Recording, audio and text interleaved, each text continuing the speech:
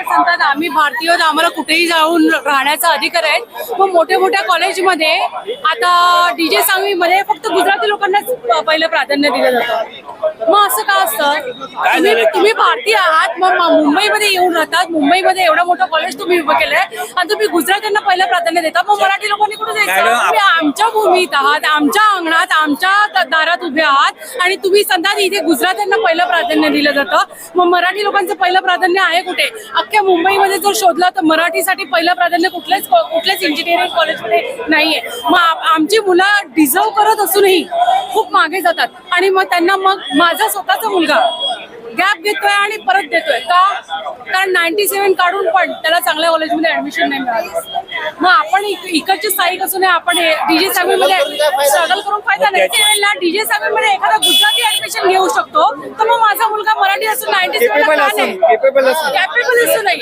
मी असं नाही सांगत की माझा मुलगा 50-60चा आहे तुम्ही त्याला द्या, पण तो डिझर्व करत असूनही तुम्ही गुजरातीला पहिला प्राधान्य देता.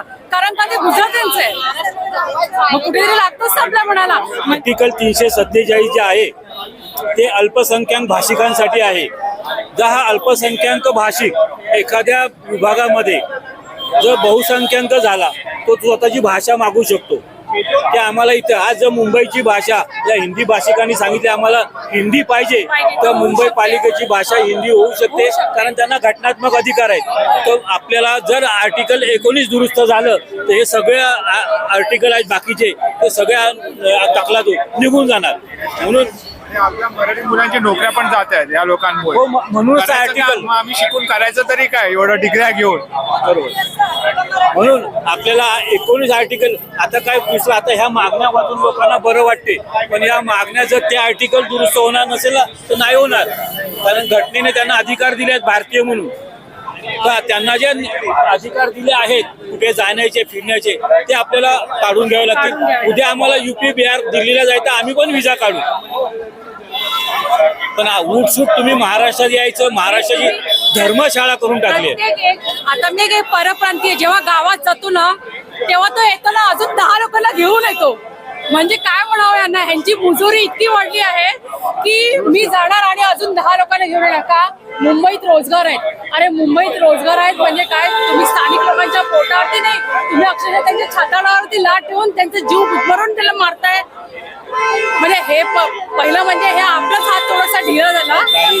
काही आम्ही या माध्यमातून सगळ्या मराठी लोकांना आवाहन करतो की आमचे प्रयत्न चालू आहेत की 36 जिल्ह्यांमध्ये पोहोचून या विषयाला लोकांसमोर आणायची. तर तो विषय जोपर्यंत आपण लोकांकडे आणणार नाही, त्यांना 19 आर्टिकल 347 आर्टिकल 351 हे जे भारतीय नागरिक म्हणून जे अधिकार आहेत ते जर समजले नाही तर ते विरोध होणार नाहीये.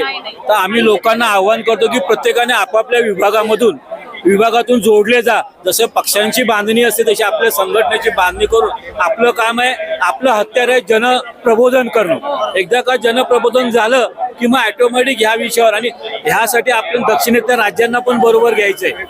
कारण हा नुसता महाराष्ट्राचा प्रश्न नाहीये. त्यामुळे आपण दक्षिण भारत आणि उत्तर भारत हा एक नवीन लढा उभारतो आहोत आणि त्यासाठी हे प्रयत्न नाही झालो तर आपण मराठी मृतावस्थेकडे जायला सुरुवात होणार आहे.